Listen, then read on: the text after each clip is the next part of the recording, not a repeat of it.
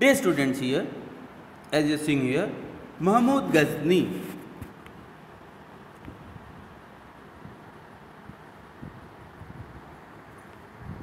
Dear students, here, Mahmud Ghazni, though the Rajput age is well known for its valor and sacrifice, it is known that Rajput kings are very valor. They find bravery to protect their kingdom and protect their area. Okay, for this great bravery.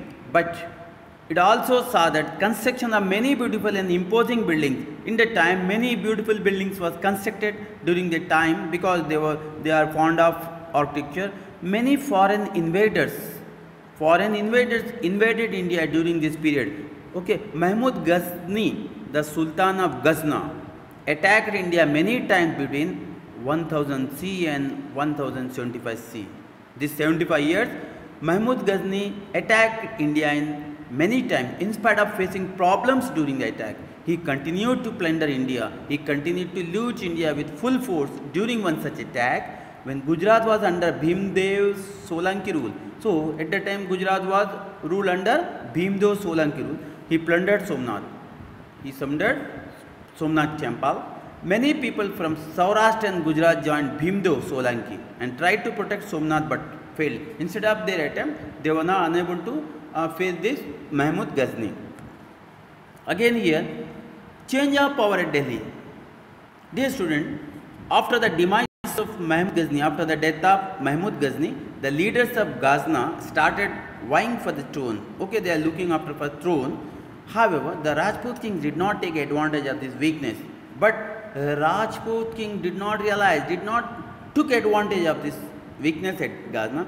Meanwhile, Shahabuddin Ghori established a strong rule in Ghazna. Shahabuddin by name established a strong rule in Ghazna and decided to attack India. Okay, but after demise of dear students, after death of Mahmud Ghazni, Shahabuddin Ghori became a crown king and decided to attack India. But his intention was not to loot, but his main idea is not to loot India, but he want to establish his rule in India.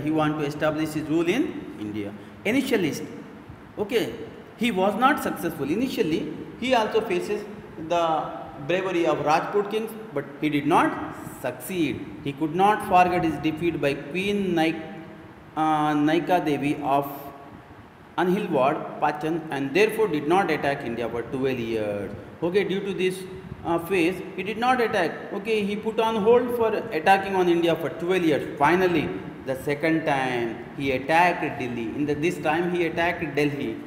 Prithviraj fought bravely, but without any prior preparation or help from the other Rajput kings. With his defeat, the Rajput rule came to end in Delhi. Okay, at the time the Rajput king was Prithviraj was defeated. Okay, and the Rajput rule came to end. As a result, Shahabuddin established his rule there and extended his kingdom. After Shahabuddin, his slave, who was also his commander, Qutbuddin Aibak, ascended the throne. He was known as the founder of the slave dynasty. Next, with this Rajput rule came to an end in Delhi.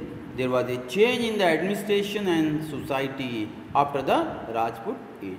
What kind of changes took place and why? Think about questions like this. In place of valor and sacrifice, people started conspiring against each other for power. The throne of Delhi was stained with blood. Okay, this is a chapter I explained. I hope you might better understand. Thank you.